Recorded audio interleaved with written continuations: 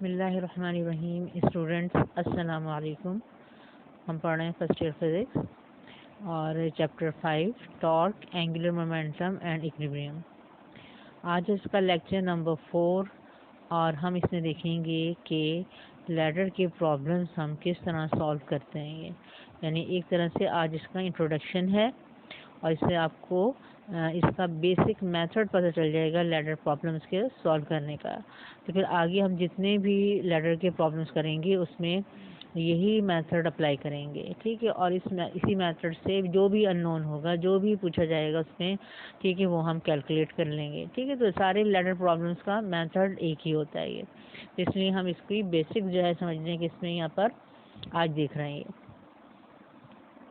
अब सबसे पहले हम ये देखें आपके लैडर प्रॉब्लम में बाज़ दफ़ा लिखा होता है अ यूनिफॉर्म लैडर और बाज़ दफ़ा लिखा होता है अ लैडर, ठीक है। तो यानी कि अ लैडर है तो इसका मतलब है कि नॉन यूनिफॉर्म।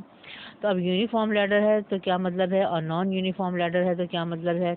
इसमें देखें कि ये मैंने जो लैडर बनाई है ये यूनिफॉर्म लैडर है। इसका मतलब है कि ये जो पूरे समझ लें कि ये डंडे हैं दो, ठीक है, ये पूरी इनकी जो थिकनेस है ऊपर से नीचे तक ये सेम है, ठीक है। ये नहीं है कि यहाँ से पतले हैं और यहाँ से मोटे हैं, ठीक है, ऐसा नहीं है ये।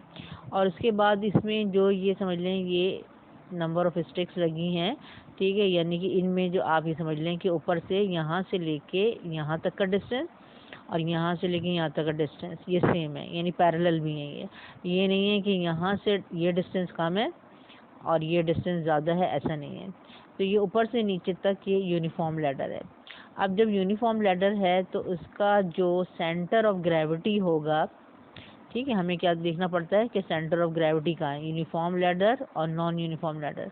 तो यूनिफॉर्म लैडर का जो सेंटर ऑफ ग्रेविटी होता है उसके सेंटर में होता है ये। जैसे मैंने यहाँ पे ये पॉइंट बनाया है, ये इसका सेंटर ऑफ ग्रेविटी है और इसको हम किसी भी सिंबल से रिप्रेजेंट कर सकते हैं, सी से रिप्रेजेंट कर लें या जी से रिप्रेजेंट कर लेंगे, ठीक है। अब सेंटर ऑफ ग्रेविटी हम पढ़ चुके हैं कौन सा पॉइंट होता है जिस पर, ठीक है, अगर उस पॉइंट पर मैं जो है लाइन ड्रॉ करके इसको दो हाफ में डिवाइड कर दूं, इस चीज़ को मैं 2 पार्ट्स में डिवाइड कर दूं तो दोनों हाफ का जो वेट होगा वो बराबर होगा ये, ठीक है। यानी कि अगर मैं इस तरह से कर लूं कि यहाँ पर मैं एक लाइन ड्रॉ करके इस तरह से मैंने, ठीक है, इस तरह से मैंने इसको 2 हिस्सों में डिवाइड कर दिया। तो अब ये जो ऊपर का हाफ पार्ट है, ठीक है, लैडर का ये जो ऊपर का हाफ पार्ट है, ठीक है, इसका वेट और ये जो नीचे का हाफ पार्ट है इसका वेट क्या होगा, बराबर होगा, ठीक है। इस तरह या अगर आप ऐसे भी कर सकते हैं कि आप जो है इस तरह से लाइन ड्रॉ कर लें, बीच में लाइन ड्रॉ कर लें, ठीक है, इस तरह से सेंटर ऑफ ग्रेविटी में, ठीक है। अगर आप इस तरह से, ठीक है, बीच में लाइन ड्रॉ कर लेते हैं तो फिर क्या होगा कि ये वाला जो पार्ट है इस तरफ वाला और ये वाला, ठीक है, इनका भी दोनों का वेट बराबर होगा। तो यूनिफॉर्म लैडर का बस आपको ये पता होना चाहिए कि इसका सेंटर ऑफ ग्रेविटी क्या होगा, सेंटर में, ठीक है। यानी जितनी भी इसकी जो लेंथ है लैडर की, ठीक है, उसका मिड पॉइंट से आप यहाँ पर, ठीक है, सेंटर ऑफ ग्रेविटी ले लेंगे। यानी फर्ज करें अगर ये लेंथ जो है इसकी कितनी हमारे पास 2 मीटर की लेंथ है ये, ठीक है। अगर ये 2 मीटर की लैडर है तो आप समझ लें कि 1 मीटर पर, ठीक है, इसका सेंटर ऑफ ग्रेविटी होगा, ठीक है, मिड पॉइंट पर, ठीक है। इस तरह से हो गया यूनिफॉर्म लैडर का। उसके बाद है अगर हमारे पास नॉन यूनिफॉर्म लैडर है, देखें ये नॉन यूनिफॉर्म लैडर है। इसमें अगर आप ये देखें इनके, ठीक है, वुडन जो आपके पास, ठीक है, बांस हैं या ठीक है डंडे हैं, इनका थिकनेस देखें, यहाँ से पतले और नीचे से ये मोटे हैं, ठीक है। तो ये इस तरह से ये चीज़ आ रही है आपके पास। इन ऊपर वाला जो पार्ट है, ठीक है, इसका वेट कम और नीचे वाला पार्ट इसका वेट ज़्यादा। ऊपर फिर ये देखें कि ये जो है इन दोनों में ये डिस्टेंस है, यहाँ ये देखें और ये डिस्टेंस ये देखें, ठीक है। तो ये डिस्टेंस जो है ये कम है और ये डिस्टेंस जो है ये ज़्यादा है ये, ठीक है। अब ये हो गई हमारे पास नॉन यूनिफॉर्म लैडर। ऊपर से आप समझ लें कि हम ये कहेंगे कि पतली है और नीचे से चौड़ी है, ऊपर से हल्की है और नीचे से भारी है, ठीक है। ये नॉन यूनिफॉर्म लैडर हो गई। अब अगर हम यहाँ पे मिड पॉइंट ले लें, ठीक है, अगर हम इस लैडर का मिड पॉइंट ले लें, ठीक है, मैं ले लेती हूँ, फर्ज करें कि मैंने ये ले लिया मिड पॉइंट ये, ठीक है। तो अब ये जो मिड पॉइंट है, ठीक है, ये इसका सेंटर ऑफ ग्रेविटी, ठीक है, नहीं होगा। क्यों नहीं होगा? इसलिए नहीं होगा कि अगर आप इसको डिवाइड कर देते हैं, ठीक है 1 2 3 4 5, ठीक है 1 2 3 4 5, ठीक है यही सेंटर ऑफ ग्रेविटी। अगर यही सेंटर में आपको सेंटर ऑफ ग्रेविटी अगर हम ये कहें कि ये है तो ये नहीं हो सकता है, क्योंकि अगर मैं इसको यहाँ पे क्या करूँ कि लाइन ड्रॉ कर दूँ, ठीक है सेंटर ऑफ ग्रेविटी पर, मैं इसको इस तरह से दो हिस्सों में अगर ये डिवाइड कर दूँ, तो यहाँ पर ये ऊपर वाला जो अगर ये पार्ट है, ठीक है, और ये जो नीचे वाला पार्ट है इसका वेट बराबर नहीं होगा। ठीक है, ऊपर वाला पार्ट आपको नज़र आ रहा है कैसा है, ठीक है, और नीचे वाला पार्ट आपको नज़र आ रहा है भी, ठीक है, तो इसका मतलब है कि सेंटर ऑफ ग्रेविटी यहाँ नहीं है। ठीक है, अब सेंटर ऑफ ग्रेविटी जो है वो कहाँ पर होगा, तो सेंटर ऑफ ग्रेविटी लेकिन जब जो है नॉन यूनिफॉर्म चीज़ होती है, एक साइड का जो है वेट ज़्यादा होता है और एक साइड का वेट कम होता है, तो सेंटर ऑफ ग्रेविटी कहाँ शिफ्ट हो जाता है, थोड़ा सा नीचे की तरफ शिफ्ट हो जाता है। यानी कि फ़र्ज़ करें, सपोज कर लेते हैं कि यहाँ कहीं ये आप इसका हो गया सेंटर ऑफ ग्रेविटी, ठीक है, ये हमने सपोज कर लिया ये सेंटर ऑफ ग्रेविटी है।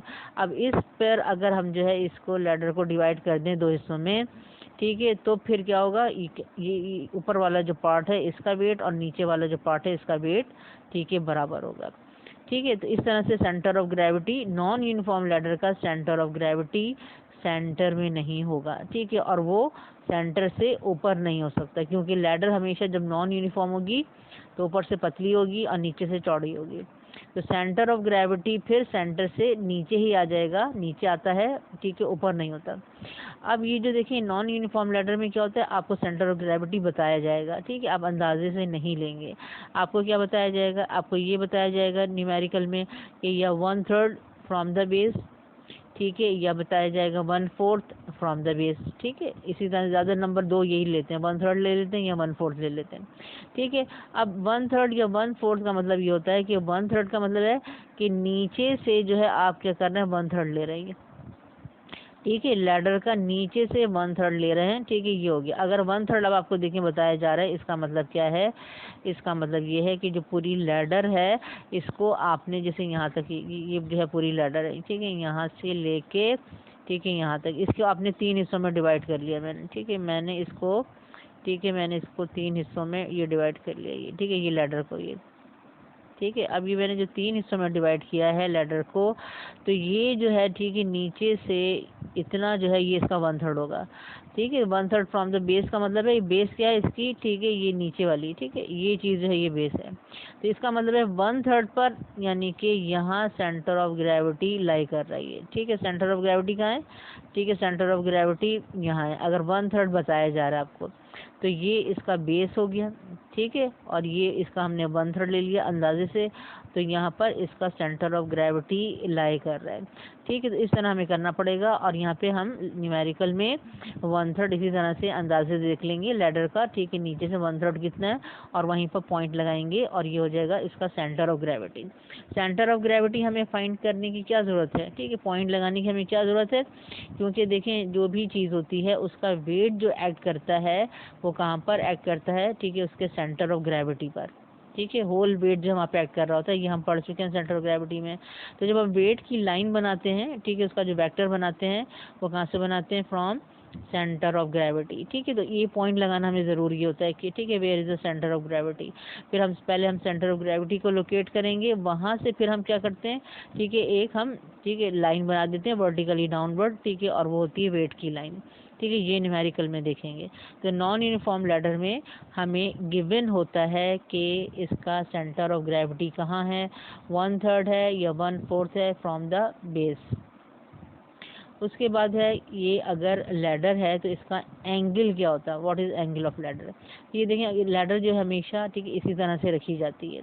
ठीक है, बिल्कुल, ठीक है, वर्टिकल इस तरह भी नहीं होगी, ठीक है, और ये इस तरह से हॉरिजॉन्टल भी नहीं होगी, बल्कि इस तरह से, ठीक है, वॉल के साथ लगा के, ठीक है, रखी जाती है। ये क्या है, ये वॉल है, ठीक है, और ये क्या है, नीचे फ्लोर है या ग्राउंड है ये। ठीक है, तो हमेशा एक एंगल बन रहा होता है, और ये एंगल भी ज़्यादातर क्या होगा, 45 से ज़्यादा एंगल होता है। ठीक है, 50s में हो सकता है या 60s में एंगल होता है। ठीक है, इसी तरह से रखी जाती है लैडर, फिर इसके ऊपर चढ़ा जाता है ये।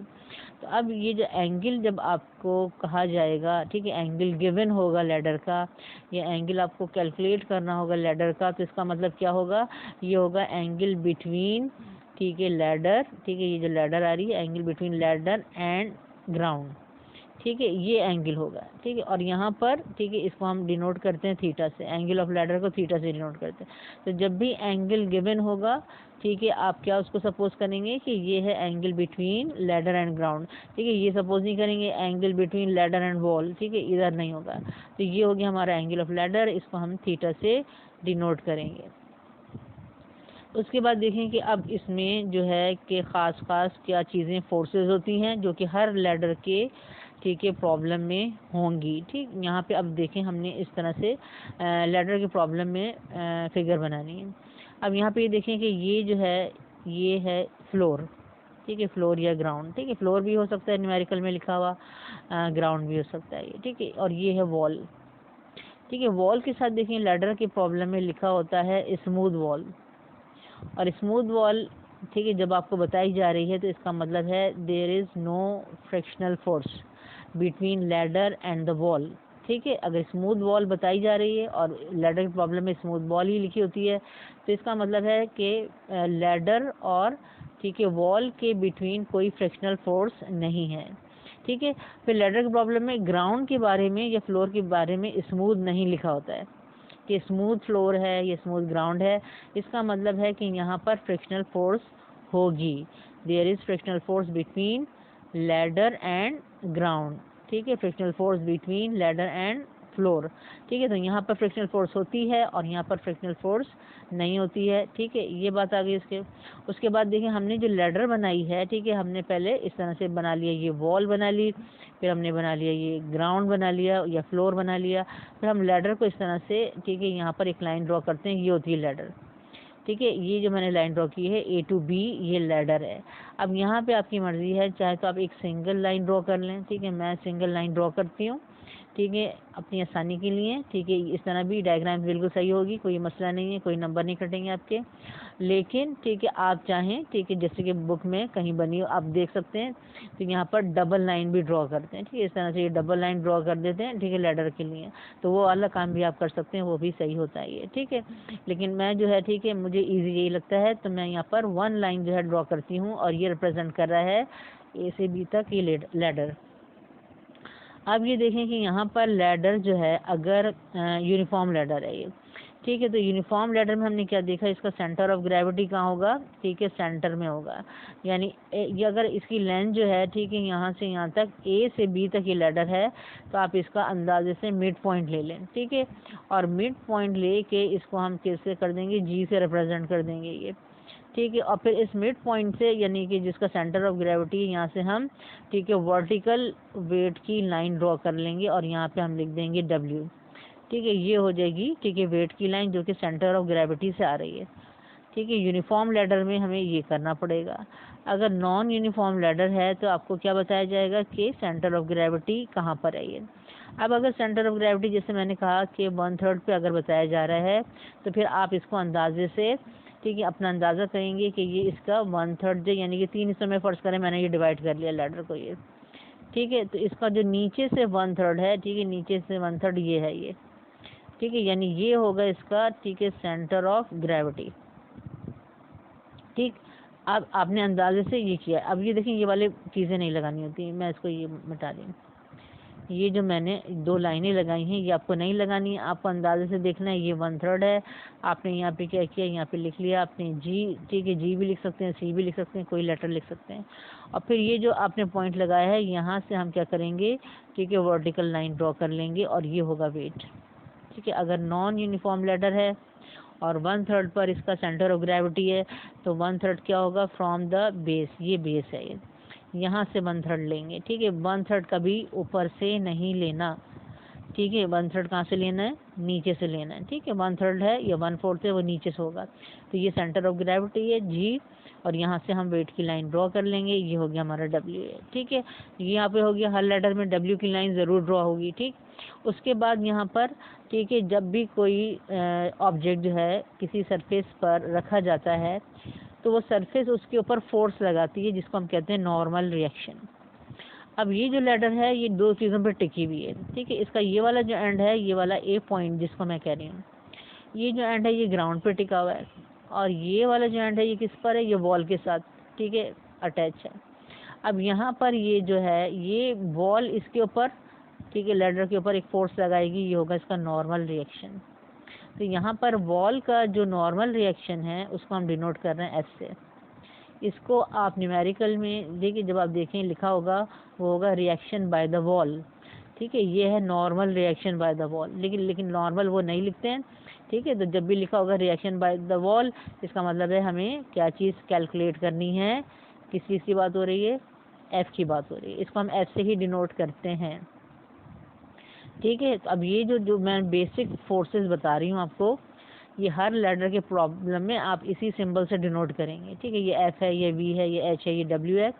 और अगर आप इन पॉइंट्स के भी नाम इनको फिक्स कर लेंगे, भाई ये ए पॉइंट लेना है, ये बी पॉइंट लेना है, सी पॉइंट लेना है, तो ये आपको हर प्रॉब्लम में समझ लें कि सॉल्व करने में आसानी होगी। अब यहाँ पर मैंने, ठीक है, ये कर लिया, ठीक है, ये मैंने इसको नॉर्मल रिएक्शन ले लिया, ये है reaction by the wall F. यहाँ पर ग्राउंड जो है, ये फ्लोर है, ये भी लैडर पे फोर्स लगा रहा है, ठीक है, और ये है, ठीक है, इस तरह से आएगा नॉर्मल रिएक्शन। ये है हमारा वी, यानी V is a normal reaction by the ground, ठीक है। अब आपको ये भी पता है कि नॉर्मल रिएक्शन क्या होता है, सरफेस के हमेशा परपेंडिकुलर होता है, यानी ये जो एफ की जो ये लाइन है ये वॉल के परपेंडिकुलर होनी चाहिए, और मैंने परपेंडिकुलर बनाई है, ठीक है। यहाँ पे कितना है, 90 डिग्री का ये एंगल है, ठीक है। नॉर्मल रिएक्शन क्या होगा, सरफेस के परपेंडिकुलर।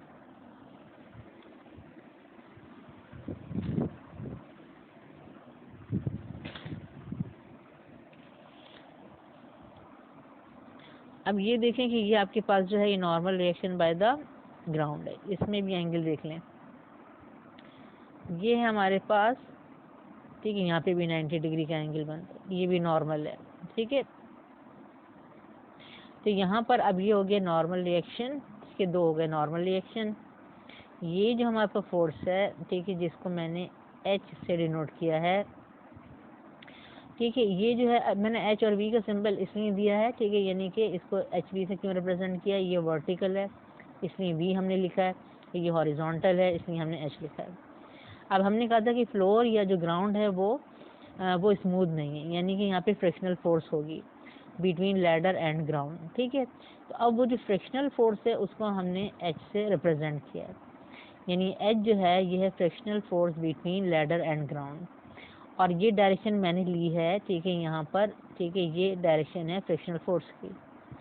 अब ये फ्रिक्शनल फोर्स की डायरेक्शन क्यों है, ठीक है, इसलिए कि फ्रिक्शनल फोर्स होती है हमेशा opposite to the direction of motion, ठीक है। तो अब यहाँ पर ये देखें कि मोशन तो नहीं है, लैडर तो मूव नहीं कर रही, आप कैसे देखेंगे इसकी डायरेक्शन ऑफ मोशन, आप ये देखेंगे कि अगर लैडर स्लिप होती है तो ये वाला जो एंड है इसका ये कहाँ जाएगा, और लैडर स्लिप होके देखें क्या कैसे जाएगी, लैडर स्लिप होके, ठीक है, ये इस तरह से दरबाती नीचे आएगी, ठीक है, और ऊपर नहीं जाएगी। तो लैडर जब स्लिप हो रही है तो इसका मतलब है कि इसका ये वाला जो एंड है ये इधर जाएगा, तो ये हो गया इसकी डायरेक्शन ऑफ मोशन। अगर इसकी डायरेक्शन ऑफ मोशन इधर है तो फ्रिक्शनल फोर्स होगी इसके ऑपोजिट, यानी कि H is the frictional force, और इसकी डायरेक्शन हम लेंगे यहाँ पर opposite to the direction of motion, ठीक है। एच इज़ फ्रिक्शनल फोर्स और V is the normal reaction by the ground, F is the, ठीक है, नॉर्मल रिएक्शन, ठीक है, बाय द वॉल, और यहाँ पे ये वाला जो पॉइंट है इसको मैंने सी से रिप्रेजेंट किया है। Theta is the angle between ladder and the ground and W is the weight. अब यहाँ पे देखिए जो दो फोर्सेस हैं, ठीक है, ये इस पॉइंट पर, ए पॉइंट पर एक्ट कर रही हैं, कौन सी दो फोर्सेस हैं, एच और वी, ठीक है। अब इसका एच का और वी का जो रिजल्टेंट होता है, ठीक है, और एच और वी का रिजल्टेंट हम कैसे निकालेंगे, ये दो वेक्टर हैं, दो वेक्टर का कैसे रिजल्टेंट निकालते हैं, इनको हेड टू टेल ज्वाइन कर लें। तो ये मैंने एच बनाया है और ये मैंने वी बनाया है, ठीक है, हेड टू टेल मैंने ज्वाइन किया है, और यहाँ पर अब इसका हम रिजल्टेंट कैसे लेंगे, ठीक है, from tail of first vector to head of last vector.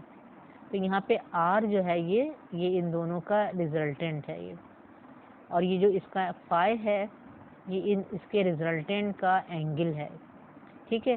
तो अब ये जो आर होता है जो कि एच और वी का रिजल्टेंट होता है, इसको हम कहते हैं रिएक्शन बाय द ग्राउंड। तो जब आपसे पूछा जाएगा क्वेश्चन में रिएक्शन बाय द ग्राउंड, इसका मतलब है आपको क्या कैलकुलेट करना है, आर, और जब आप आर कैलकुलेट करेंगे तो फिर उसके साथ उसका एंगल भी कैलकुलेट करेंगे फाई। ठीक है, न्यूमेरिकल में, ठीक है, ये नहीं पूछा होगा कि इसका एंगल क्या है, लेकिन आर के साथ आपको इसका एंगल फाई, ठीक है, मालूम करना पड़ेगा। ठीक है, कैलकुलेट करते हैं। ठीक है, और ये जब पूछा जाएगा रिएक्शन बाय द वॉल तो आप इसमें एफ कैलकुलेट करेंगे। ठीक है, ये इसमें इस तरह से करते हैं। उसके बाद देखें यहाँ पे अभी मैंने आपको बता चुकी हूँ, F is the reaction force by the wall, R is the reaction force by the ground, H is the frictional force between ladder and ground, और V is the normal reaction by the ground. ठीक है, ये हम देख चुके हैं। अब ये देखिए कि आर का जो फॉर्मूला है, आर किस फॉर्मूले से कैलकुलेट करेंगे, ये आप देख लें दोबारा कि यहाँ पर ये हाइपोटेन्यूज है और ये राइट एंगल ट्राइंगल है, तो ये बेस है और ये परपेंडिकुलर है। तो ये हाइपोटेन्यूज यानी आर आप कैसे मालूम करेंगे, यहाँ पाइथागोरस थ्योरम लगाएंगे। ठीक है, और फिर इसमें, ठीक है, आर का फॉर्मूला हमारा बन जाएगा। तो पाइथागोरस थ्योरम क्या होता है, hypotenuse square is equal to base square plus perpendicular square. Hypotenuse R है, बेस एच है, और परपेंडिकुलर क्या है, वी है। तो यहाँ पे मैंने लिखा R square is equal to H square plus V square. दोनों साइड का आप क्या करेंगे, स्क्वायर रूट कर लेंगे। ठीक है, तो यहाँ पर, ठीक है, यहाँ पे देखेंगे स्क्वायर रूट किया मैंने। ठीक है, यहाँ पे मैंने स्क्वायर रूट किया तो ये क्या होगा, ये कैंसिल हो जाएगा।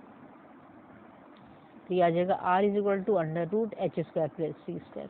इसका मतलब है कि आर जब आपको कैलकुलेट करना होगा तो उसके लिए पहले आप क्या कैलकुलेट करेंगे, एच कैलकुलेट करेंगे, वी कैलकुलेट करेंगे, और फिर इस फॉर्मूले से आप आर कैलकुलेट करेंगे। ठीक है, फिर आर का जो एंगल है फाई, वो देखें कैसे कैलकुलेट करेंगे, ये राइट एंगल ट्राइंगल है। अब आपने अगर एच कैलकुलेट कर लिया है और वी कैलकुलेट कर लिया है तो इसका मतलब है आपको कौन सी दो साइड्स मालूम है, परपेंडिकुलर और बेस। परपेंडिकुलर बेस का रेशियो होता है टेंजेंट। ठीक है, tangent theta is equal to perpendicular over base. तो यहाँ पे आप टेंजेंट का जो है फॉर्मूला लगाएंगे और एंगल को यहाँ पे हम किससे रिप्रेजेंट कर रहे हैं, फाई से। ठीक है, फाई से हमने इसलिए रिप्रेजेंट किया क्योंकि थीटा हम यहाँ पर, ठीक है, लैडर के एंगल के लिए हम ले चुके हैं, इसलिए हम यहाँ पे थीटा नहीं ले सकते, ये होगा फाई। तो आप देखें फाई के लिए आप टेंजेंट का फॉर्मूला यूज़ करेंगे और ये होगा tangent phi is equal to, ठीक है, परपेंडिकुलर अपॉन बेस यानी बी अपॉन एच। ठीक है, टेंजेंट इधर आ जाएगा तो ये होगा phi is equal to tan inverse V upon H. अब देखें वी की वैल्यू आपको मालूम होगी और एच की वैल्यू भी मालूम होगी, तो आप इस फॉर्मूले से फाई जो है यानी आर का जो एंगल है ये आप कैलकुलेट कर लेंगे। ठीक है, इस तरह से हमें क्या पता चल जाएगा। ठीक है, एफ, ठीक है, रिएक्शन फोर्स आ गई। ठीक है, और आपके पास reaction force by the wall and the ground आ गया। उसके बाद ये देखें कि यहाँ पर फ्रिक्शनल फोर्स का फॉर्मूला जो है क्या होता है, बेसिक फार्मूला ये हम पढ़ के आ चुके हैं। ठीक है, F is equal to mu are.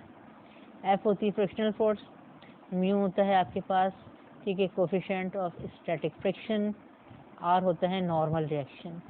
अब देखिए लैडर के प्रॉब्लम में हम फ्रिक्शनल फोर्स को रिप्रेजेंट कर रहे हैं एच से, तो यहाँ पे मैंने एफ को रिप्लेस कर दिया एच से। ठीक है, लैडर के प्रॉब्लम में म्यू जो है वो म्यू रहेगा। ठीक है, यानी जब आपको इसको वैल्यू दी जाएगी आपको कोफिशिएंट ऑफ फ्रिक्शन की, तो आप इसको म्यू से ही डिनोट करेंगे। तो ये हो गया म्यू, और यहाँ पे देखिए हमने नॉर्मल रिएक्शन को किससे डिनोट किया है, वी से। तो ये हो गया हमारे पास, ठीक है, वी, आर को मैंने रिप्लेस कर दिया वी से। तो यहाँ पर फ्रिक्शनल फोर्स का फॉर्मूला बन जाएगा लैडर के प्रॉब्लम के लिए H is equal to mu V. ठीक है, तो यहाँ पे भी अगर हमें फ्रिक्शनल फोर्स कैलकुलेट करनी होगी और म्यू गिवन होगा न्यूमेरिकल में, तो हम इस फॉर्मूले से फ्रिक्शनल फोर्स कैलकुलेट कर सकते हैं, या एच कैलकुलेट कर सकते हैं म्यू वी से। फिर हम यहाँ पे जब टॉर्क हमें कैलकुलेट करना होगा लैडर के प्रॉब्लम में, तो हम यहाँ पर कौन सा फॉर्मूला लेंगे, ठीक है, एफ डी। ठीक है, यानी कि आर क्रॉस एफ का फॉर्मूला हम यूज़ नहीं करेंगे। अब ये कौन सा फॉर्मूला है, ये इसमें, ठीक है, क्रॉस प्रोडक्ट नहीं है, ये आपके पास मैग्नीट्यूड ऑफ फोर्स है। ठीक है, और ये आपके पास है मोमेंट आर्म, यानी force multiply by moment arm.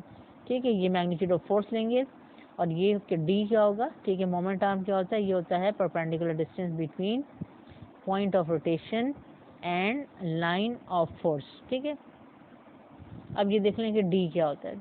अगर मेरे पास ये पॉइंट ऑफ रोटेशन है और ये लाइन ऑफ फोर्स है, तो मैं डी कैसे हम लेंगे, ठीक है, हम इस पॉइंट ऑफ रोटेशन से एक लाइन ड्रॉ करेंगे जो कि इस एफ के ऊपर क्या होगी, परपेंडिकुलर होगी। ये परपेंडिकुलर है, ठीक है, यहाँ पे देखिए 90 डिग्री का ये एंगल बन रहा है, ठीक है।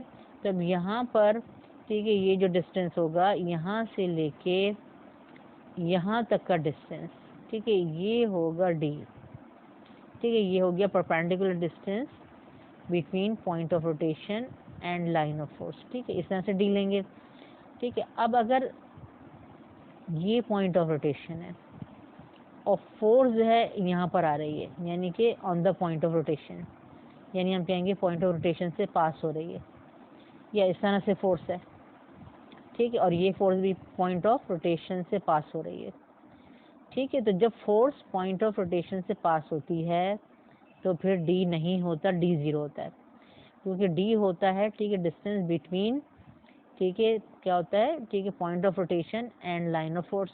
अब यहाँ पर, ठीक है, अगर आप ये देखें कि यहाँ पर जो आपकी लाइन है वो आपकी फोर्स की लाइन इसके ऊपर से पास हो रही है, ठीक है। तो जब इसके ऊपर से पास हो रही है, इस तरह से इसके ऊपर से पास हो रही है, ठीक है, तो क्या होगा, यहाँ पे पॉइंट ऑफ रोटेशन और, ठीक है, लाइन ऑफ फोर्स के बीच में कोई डिस्टेंस नहीं है, इसलिए यहाँ पे डी ज़ीरो हो जाएगा, ठीक है। तो वहाँ पर हम क्या करेंगे, ऐसी अगर सिचुएशन होगी, ठीक है, कि अगर फोर्स किससे पास हो रही है, पॉइंट ऑफ रोटेशन से पास हो रही है, तो वहाँ पे हम डी ज़ीरो ले लेंगे, ठीक है। उसके बाद देखिए हमें यहाँ पे टॉर्क की कंडीशन अप्लाई करनी होती है, उसको देख लें कि यहाँ पे अगर मेरे पास एक ऑब्जेक्ट है ये, ठीक है, और ये कहीं पे फिक्स नहीं है, ठीक है, कोई भी स्केल ले लिया समझ लें। अभी मैंने इस स्केल पे 3 पॉइंट लिए, मैंने ए लिया है, ये बी लिया, ये सी लिया है। अब ये इस तरह का अगर ऑब्जेक्ट है जो कि कहीं से फिक्स नहीं है, तो इसका जो पॉइंट ऑफ रोटेशन है, ठीक है, उसमें हमारी मर्जी होती है, हमारी चॉइस होती है कि हम जो दिल चाहे हम पॉइंट ऑफ रोटेशन ले लें। चाहे तो हम ए भी ले सकते हैं, हम बी भी ले सकते हैं, हम सी भी ले सकते हैं, और हम इन दोनों के दरमियान भी कोई और पॉइंट भी ले सकते हैं। तो पॉइंट ऑफ रोटेशन जो है, ठीक है, ये हमारी चॉइस पर होता है, ठीक है, कि हम जो दिल चाहे ऑब्जेक्ट के ऊपर पॉइंट ऑफ रोटेशन ले लें। अब जो पॉइंट ऑफ रोटेशन हम चूज़ करते हैं, ठीक है, हम कौन सा चूज़ करते हैं, सबसे पहले ये कि हमारा इजी क्या होता है, हम पॉइंट ऑफ रोटेशन खुद चूज़ करते हैं, और वो ऐसा चूज़ करते हैं जिस पर ज़्यादा नंबर ऑफ फोर्सेस उस पे से पास हो रही हैं, ठीक है। यानी कि अगर ये पॉइंट ऑफ रोटेशन है और इस पॉइंट ऑफ रोटेशन के ऊपर से 2 फोर्सेस पास हो रही हैं, तो हम ये वाला पॉइंट ऑफ रोटेशन चूज़ कर लेंगे, ये अच्छा पॉइंट ऑफ रोटेशन होगा। अगर ये वाला पॉइंट ऑफ रोटेशन है, ठीक है, इसके ऊपर से, ठीक है, कोई फोर्स पास नहीं हो रही, बल्कि फोर्स जो है अलग है और पॉइंट ऑफ रोटेशन अलग है, तो समझ लें हम ये वाला पॉइंट ऑफ रोटेशन चूज़ नहीं करेंगे, ठीक है। हम फिगर में ऐसा पॉइंट ऑफ रोटेशन चूज़ करते हैं जिस पे से ज़्यादा नंबर ऑफ फोर्सेस पास होती हैं, ठीक है। इसका रीज़न हम आगे देखेंगे। अब यहाँ पे देखें कि अगर मैंने ये पॉइंट ऑफ रोटेशन चूज़ किया है, तो अब यहाँ पर इसका मतलब है ये यहाँ से मैंने इसको फिक्स कर दिया, ये मैंने हाथ से इसको पकड़ लिया। अगर मैंने इसको स्केल को यहाँ से पकड़ लिया, ठीक है, फिक्स कर दिया, उसके बाद अगर मैं फोर्स लगा रही हूँ, ठीक है, मैं फोर्स लगा रही हूँ यहाँ पर, ठीक है, इस पॉइंट पर मैं फोर्स लगा रही हूँ, ये फोर्स लगा रही हूँ, ठीक है। तो अब ये जो स्केल है ये कहाँ जाएगा, कैसे रोटेट करेगा, ठीक है, तो उसकी रोटेशन होगी इस तरह से, ठीक है, क्योंकि मैंने क्या किया, यहाँ से इसको फिक्स किया हुआ, यहाँ से मैंने इसको पकड़ा हुआ है और फोर्स जो है यहाँ पे लग रही है, ठीक है, तो फोर्स यहाँ पे लग रही है, वहाँ से मैंने फिक्स किया हुआ है, तो रोटेशन होगी ये। तो अब हमें ये देखना पड़ता है इसमें लैडर के प्रॉब्लम में कि ये रोटेशन कैसी है, यानी एंटी क्लॉकवाइज है, ये क्लॉकवाइज है। तो अब ये रोटेशन जो है ये कैसी है, ये, ठीक है, ये आपके पास है एंटी क्लॉकवाइज, यानी इसमें एंटी क्लॉकवाइज टॉर्क प्रोड्यूस हो रहा है। तो एंटी क्लॉकवाइज टॉर्क जब होता है तो उसको हम लेते हैं प्लस साइन के साथ, यानी वो होता है पॉजिटिव, ठीक है। उसके बाद अगर मैंने, यही मेरा पॉइंट ऑफ रोटेशन है, ए पॉइंट ऑफ रोटेशन, मैंने इसको यहाँ से पकड़ा हुआ है, ये फिक्स है यहाँ पर, ठीक है, और मैं, ठीक है, इस पॉइंट पर फोर्स लगा रही हूँ, बी पॉइंट पर, इस डायरेक्शन में ये फोर्स लगा रही हूँ, ठीक है, अब आप खुद देखें, ठीक है, कोई भी चीज़ स्केल ले लें, यहाँ से इसको पकड़ लें और यहाँ पर, ठीक है, क्या करें, यहाँ पे नीचे इस पे फोर्स लगाएं, अपने हाथ से, दूसरे हाथ से फोर्स लगाएं। अब आप देखेंगे कहाँ जाएगा, ये स्केल जो है, ठीक है, इस तरह से ये घूमेगा, यानी कि पूरा स्केल जो है ये इस तरह घूमेगा।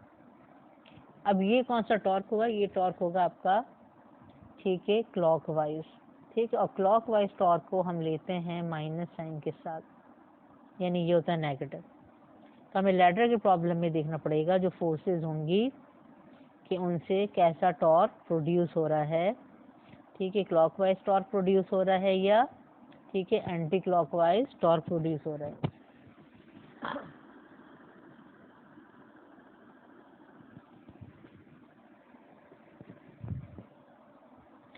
अब आगे हम देखते हैं एक न्यूमेरिकल, ये मैंने एक एग्जाम्पल ली है, इससे आपको पूरा लैडर के प्रॉब्लम का मेथड समझ में आ जाएगा।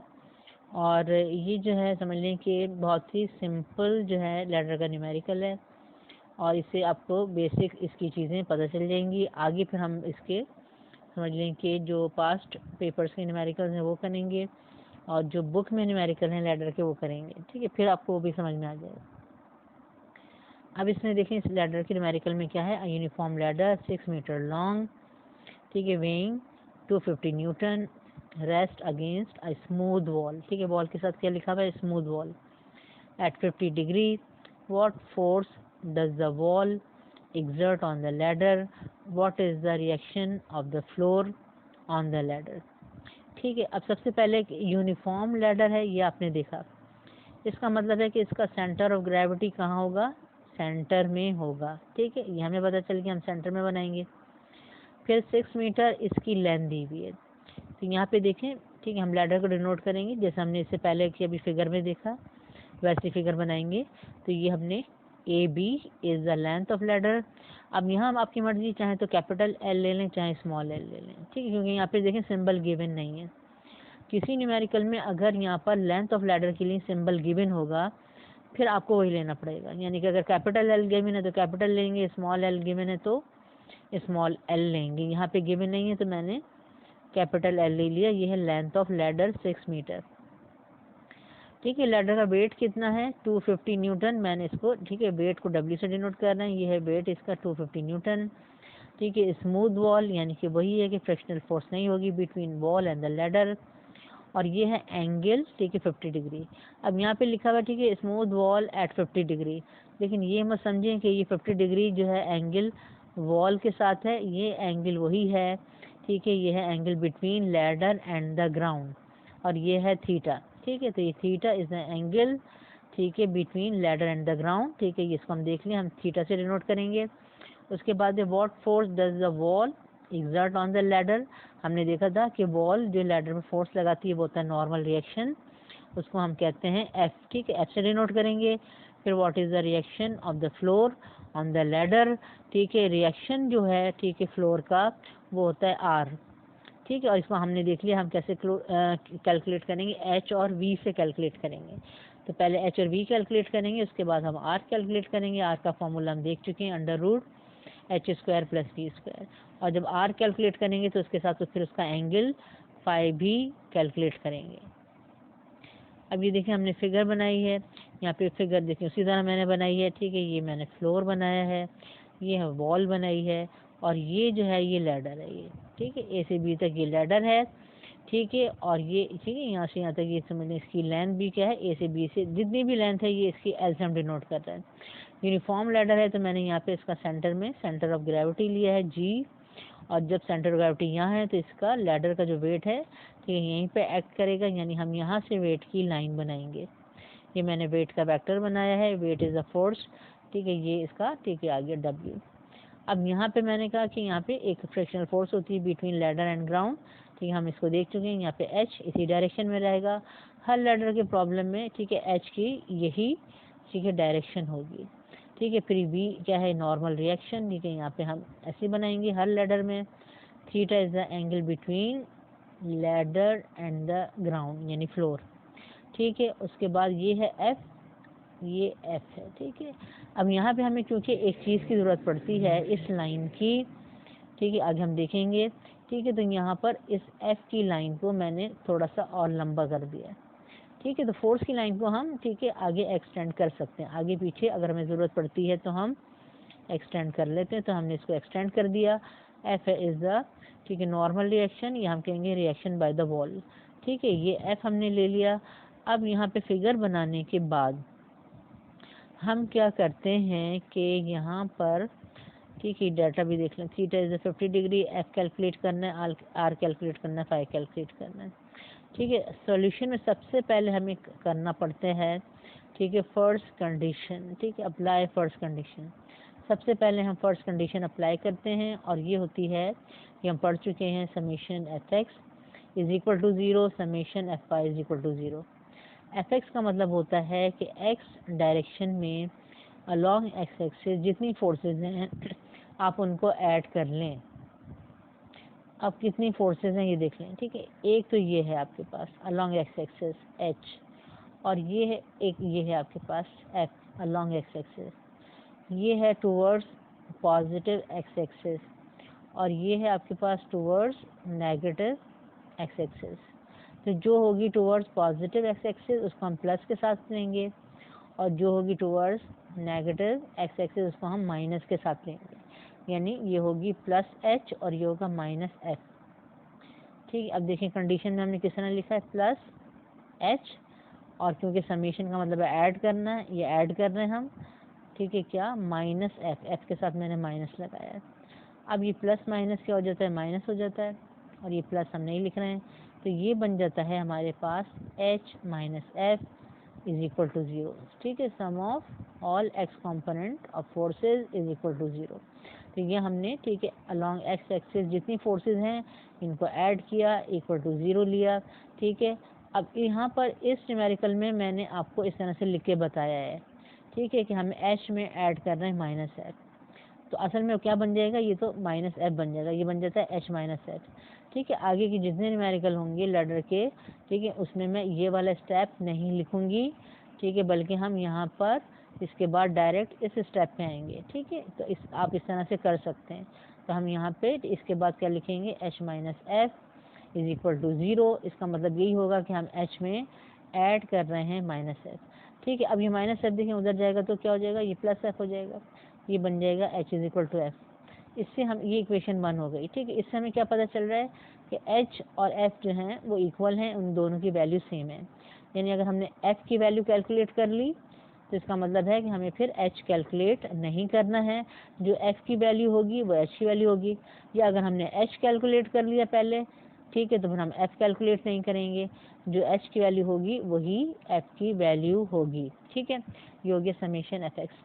उसके बाद सेकंड पार्ट क्या है इसका, ठीक है summation F Y is equal to 0, यानी कि वाई डायरेक्शन में जितनी फोर्सेज हैं आप उनको ऐड करके इक्वल्स टू 0 कर दें। अब वाई डायरेक्शन में फोर्सेज देखें हमारे पास क्या हैं। ठीक है, एक हमारे पास ये फोर्स है ठीक है वी, और एक हमारे पास ये फोर्स है डब्ल्यू। वी है अलॉन्ग पॉजिटिव वाई एक्सिस, तो इसको हम लेंगे प्लस के साथ, और डब्ल्यू जो है ये है अलॉन्ग नेगेटिव वाई एक्सिस, तो इसको हम लेंगे माइनस के साथ। हर लैडर के प्रॉब्लम में वी को आप प्लस के साथ लेंगे और डब्ल्यू के साथ माइनस लेंगे। ठीक है, इसी तरह से हमें करना है। ये दो फोर्सेस हैं, अब इनको वी के साथ हमें ऐड करना है माइनस डब्ल्यू। तो हमने क्या लिखा, हमने लिखा वी, हम इसमें ऐड करेंगे माइनस डब्ल्यू, तो वो वही प्लस माइनस माइनस हो जाएगा, ये बन जाएगा V minus W is equal to 0। Minus W इधर आएगा तो ये हो जाएगा डब्ल्यू, यानी v is equal to W. अब ये देखें w की जो है वैल्यू ज़्यादातर गिवन होती है लैडर के प्रॉब्लम में। ठीक है, तो हम इसको फिर यहाँ पे लिख लेंगे। अब यहाँ पे लिखने से क्या होगा, ये हमारे पास v की वैल्यू आ गई। ठीक है, अगर हमें कहीं पर w की वैल्यू लिखनी होगी तो भी हम लिखेंगे 250, और कहीं पर v की वैल्यू लेनी होगी तो भी क्या होगी वो 250 न्यूटन। तो यहाँ पे हमने v कैलकुलेट कर लिया, ये आया 250 न्यूटन। इसके बाद हम क्या करते हैं, ठीक है फर्स्ट कंडीशन हमने अप्लाई कर ली है, इसके बाद हम करते हैं सेकंड कंडीशन अप्लाई, यानी apply second condition of equilibrium. ये होती है हमारे पास sum of all torques is equal to 0। ठीक है, अब टॉर्क के लिए जब आप टॉर्क की कंडीशन अप्लाई करते हैं किसी भी न्यूमेरिकल में, लैडर में या किसी में, उसमें आपको चूज़ करना पड़ता है पॉइंट ऑफ रोटेशन, जो कि हमारी चॉइस पर होता है। ठीक है, अब लैडर के प्रॉब्लम में ठीक है, हर लैडर के प्रॉब्लम में हम ये वाला पॉइंट चूज़ करते हैं, ठीक है, यानी ए पॉइंट, ये ए पॉइंट है और ये बी पॉइंट है, ठीक है। तो वैसे आपकी मर्ज़ी होती है, आप ए पॉइंट ले लें, जी ले लें, बी ले लें, कोई सा भी पॉइंट ले लें, लेकिन इसमें आसानी हमें किस में होती है, इस पॉइंट में हमें आसानी होती है कि हम ये वाला पॉइंट ऑफ रोटेशन चूज़ करें, क्योंकि इस पे देखें, इस पॉइंट ऑफ रोटेशन से कितनी फोर्सेस पास हो रही हैं, 2 फोर्सेस पास हो रही हैं, एक एच और एक वी, ठीक है, ठीक है। तो इसलिए हम ये पॉइंट ऑफ रोटेशन ले रहे हैं। तो पॉइंट ऑफ रोटेशन ऐसा होता है जिस पर ज़्यादा नंबर ऑफ फोर्सेस पास हो रही होती हैं, ठीक है। अब ये पॉइंट लेंगे तो इसमें से एक फोर्स पास हो रही है, और अगर ये पॉइंट लेंगे तो इसमें से एक फोर्स पास हो रही है, ठीक है। तो ये हो गया ज़्यादा नंबर ऑफ फोर्सेस का पॉइंट ऑफ रोटेशन।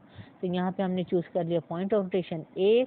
तो अब टॉर्क की कंडीशन में हमें क्योंकि लिखना होता है पॉइंट ऑफ रोटेशन, तो यहाँ पे मैंने लिखा पॉइंट ऑफ रोटेशन ए, यानी टॉर्क जो है, ठीक है, वो होगा अबाउट, ठीक है, पॉइंट ए, ठीक है, A is the point of rotation, ठीक है। अब टॉर्क के लिए हमने कहा था कि हम कौन सा फॉर्मूला, ठीक है, यूज़ करेंगे, हम यूज़ करेंगे, हमने कहा था एफ डी, ठीक है। इससे पहले मैंने अभी आपको बताया है, ठीक है, इससे पहले मैंने बताया हम टॉर्क के लिए कौन सा फॉर्मूला करेंगे यूज़, एफ डी, ठीक है। एफ होगा मैग्नीट्यूड ऑफ फोर्स और डी होगा perpendicular distance between point of rotation and line of force. अब यहाँ पे देखें कि हमें क्या करना है, लैडर के प्रॉब्लम में फिगर देखें, ठीक है। यहाँ पर ये देखें कि हमारे पास कितनी फोर्सेस हैं, एक है एच, एक है वी, एक है डब्ल्यू और एक है ये एफ, ठीक है। अब यहाँ पर ये देखें कि अगर हम इसका एच का हम टॉर्क कैलकुलेट करें, ठीक है, और पॉइंट ऑफ रोटेशन का मतलब पॉइंट ऑफ रोटेशन ए हमने ही ले लिया, यानी लैडर जो है, ठीक है, जब देखें आप टॉर्क की कंडीशन अप्लाई करते हैं उस वक्त हम क्या करते हैं, हम लैडर को कंसिडर करेंगे, इसके ऊपर जितनी फोर्सेस अप्लाई हो रही हैं यानी एफ, डब्ल्यू, एच और वी को हम कंसिडर करेंगे, ठीक है, और हम फ्लोर को और ग्राउंड को कंसिडर नहीं करेंगे, ठीक है। इसका मतलब है ये यहाँ से समझ लें एक तरह से हम इसको गायब कर रहे हैं, ठीक है, कि यहाँ पे अभी समझ लें वॉल नहीं है और यहाँ पर क्या नहीं है, यहाँ पर ग्राउंड नहीं है, ठीक है। ये दो चीज़ें अभी हम क्या कर रहे हैं, एक तरह से रिमूव कर रहे हैं। हम क्या कंसिडर कर रहे हैं, लैडर कंसिडर कर रहे हैं और ये इसके ऊपर जो फोर्सेस अप्लाई हो रही हैं ये कंसिडर कर रहे हैं। अब ये देखें कि ये जो पॉइंट ऑफ रोटेशन है, इस यानी मैंने लैडर को समझ लें यहाँ से पकड़ा हुआ है, इसको फिक्स किया हुआ है, ठीक है। और अब ये जो एच फोर्स है ये इस पॉइंट ऑफ रोटेशन के ऊपर से पास हो रही है, ठीक है। तो जब हम एच का, ठीक है, ये जो फोर्स है इस फोर्स का हम देखेंगे कि क्या टॉर्क है, तो यहाँ पर फोर्स तो ये हो गई एच, लेकिन इसका डी जो है वो क्या होगा, डी इसका 0 हो जाएगा, ठीक है, यानी perpendicular distance between point of rotation and this line of force is 0, क्योंकि एच जो है पास हो रहा है पॉइंट ऑफ रोटेशन से। यहाँ पे एच का डी 0 हो जाएगा और जब डी 0 हो जाएगा तो एच का टॉर्क 0 होगा, यानी एच जो है कोई टॉर्क प्रोड्यूस नहीं करेगा। उसके बाद वी को देखें, वी भी पॉइंट ऑफ रोटेशन पे से पास हो रहा है, तो इसलिए वी जो है इसका भी डी 0 हो जाएगा, ठीक है। यहाँ पे भी, ठीक है, पॉइंट ऑफ रोटेशन और लाइन ऑफ फोर्स के बीच में कोई डिस्टेंस नहीं है, ठीक है। तो यहाँ डी 0 हो जाएगा और जब डी 0 हो जाएगा तो ये वी मल्टीप्लाई बाय 0, आपके पास इसका टॉर्क 0 आ जाएगा, ठीक है। तो यहाँ पे वी का जो टॉर्क है वो भी 0 आता है और एच का टॉर्क भी 0 आता है। क्यों टॉर्क 0 आ रहा है, क्योंकि फोर्स तो है, एच भी है और वी भी है, लेकिन इनका डी 0 है इसलिए इनका टॉर्क 0 हो जाता है, ठीक है। तो इसलिए हमने यहाँ पर ए पॉइंट ऑफ रोटेशन चूज़ किया है, क्योंकि दो फोर्सेज हैं उनके टॉर्क 0 हो जाएंगे, हमारी इक्वेशन जो है थोड़ी सी सिंपल हो जाती है। अब बाकी कौन सी दो फोर्सेज बची टॉर्क के लिए, एक है हमारे पास डब्ल्यू और एक है हमारे पास एफ, ठीक है। अब अगर एफ का टॉर्क देखें, ठीक है, ये यहाँ पे मैंने लैडर को यहाँ से फिक्स किया हुआ यानी पकड़ लिया मैंने और हम यहाँ पर फोर्स लगा रहे हैं। तो अगर यहाँ पे हम फोर्स लगा रहे हैं तो लैडर किस तरह से घूमेगी, लैडर इस तरह से घूमेगी, ठीक है। ये होगा इसका, समझ लें कि इसकी रोटेशन होगी ऐसे। तो अब लैडर अगर इस तरह से घूम रही है तो ये कैसी है, ये है इसकी एंटी क्लॉकवाइज रोटेशन, तो एंटी क्लॉकवाइज टॉर्क प्रोड्यूस होगा। इसका मतलब है कि जो एफ फोर्स है, ठीक है, इसका कैसा टॉर्क प्रोड्यूस हो रहा है, एंटी क्लॉकवाइज। और एंटी क्लॉकवाइज टॉर्क जो है आप लेते हैं पॉजिटिव। तो एफ का जो टॉर्क है, ठीक है, हम इसको प्लस साइन के साथ लिखेंगे। ठीक है, अब देखें इसका जब आप टॉर्क लिखेंगे तो एक तो आपको फोर्स चाहिए, दूसरा आपको क्या चाहिए, डी चाहिए। ठीक है, तो फोर्स तो आपके पास ये हो गई। अब डी क्या होता है, डी होता है, ठीक है, distance, perpendicular distance between point of rotation and line of force. ये लाइन ऑफ फोर्स है, ठीक है, और ये पॉइंट ऑफ रोटेशन है। तो पॉइंट ऑफ रोटेशन से आप क्या करेंगे, एक लाइन ड्रॉ करेंगे जो मैंने पहले से ड्रॉ की हुई है। ठीक है, पॉइंट ऑफ रोटेशन से एक लाइन ड्रॉ करेंगे जो कि परपेंडिकुलर होगी। ये परपेंडिकुलर है क्योंकि आपको परपेंडिकुलर डिस्टेंस चाहिए, ये परपेंडिकुलर होना चाहिए, यहाँ पर ये परपेंडिकुलर है। ठीक है, तो ये हमारे पास हो जाएगा, ठीक है, ए से लेके ये जो पॉइंट है मैंने इसको लिया डी। ठीक है, तो ए से डी तक का जो डिस्टेंस है, ठीक है, ये हो जाएगा perpendicular distance between point of rotation and line of force. यानी एफ के लिए जो डी होगा, स्मॉल डी, ठीक है, एफ का जो स्मॉल डी है वो होगा आपका यहाँ से ए से लेके डी तक का डिस्टेंस, ए डी। ठीक है, ये हम एफ के साथ, ठीक है, हम क्या लिखेंगे, ठीक है, ए डी लिखेंगे। यानी एफ का जब हम टॉर्क कैलकुलेट करेंगे तो वो होगा एफ, ठीक है, मल्टीप्लाई बाय ए डी। ठीक है, यानी कि फोर्स मल्टीप्लाई बाय डी। ठीक है, ये हो गया इसका टॉर्क। ठीक है, उसके बाद जो है इसको हम पॉजिटिव प्लस साइन के साथ लिखेंगे। उसके बाद हमें कौन सा टॉर्क चाहिए, ठीक है, उसके बाद हमें ये देखना है, ये वाली फोर्स जो है। अब अगर आपने यहाँ से इसको पकड़ा हुआ है और लैडर पर अगर हम यहाँ से फोर्स लगा रहे हैं तो लैडर कहाँ जाएगी, ठीक है, लैडर, ठीक है, नीचे आएगी, यानी कि इस तरह से ये घूमेगी। ये कैसा टॉर्क प्रोड्यूस हो रहा है, ठीक है, ये हमारे पास क्लॉकवाइज टॉर्क, और क्लॉकवाइज टॉर्क हम क्या लेते हैं, नेगेटिव लेते हैं। ठीक है, यानी हम W का जो टॉर्क है वो हम नेगेटिव लेंगे माइनस साइन के साथ। अब हमें इसका क्या चाहिए, W तो हो जाएगा, ठीक है, फोर्स। अब हमें इसका D चाहिए, यानी perpendicular distance between point of rotation and line of force. ये पॉइंट ऑफ रोटेशन है और ये लाइन ऑफ फोर्स है। ठीक है, ये लाइन ऑफ फोर्स है और ये पॉइंट ऑफ रोटेशन है।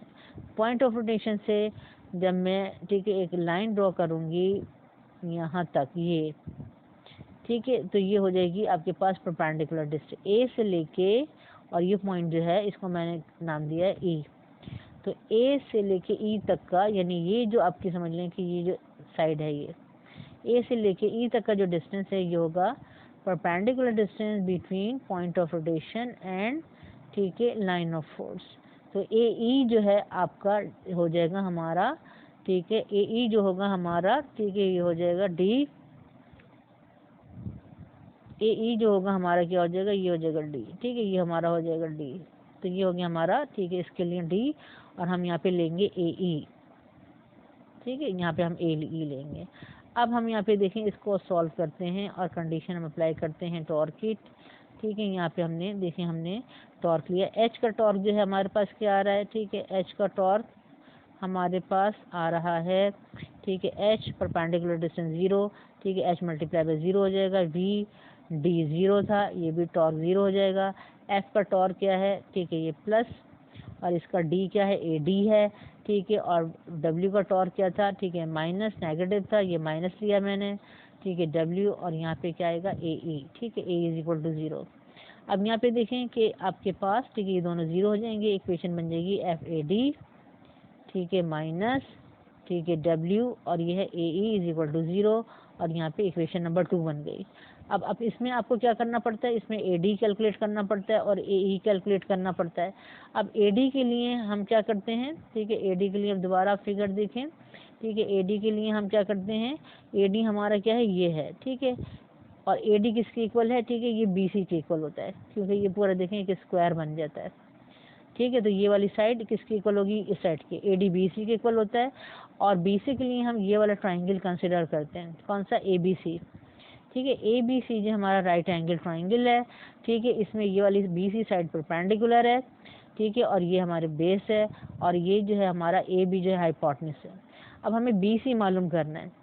ठीक है, BC परपेंडिकुलर है। तो जब आपको परपेंडिकुलर साइड मालूम करनी होती है तो हम क्या करते हैं, साइन का रेशो लगाते हैं।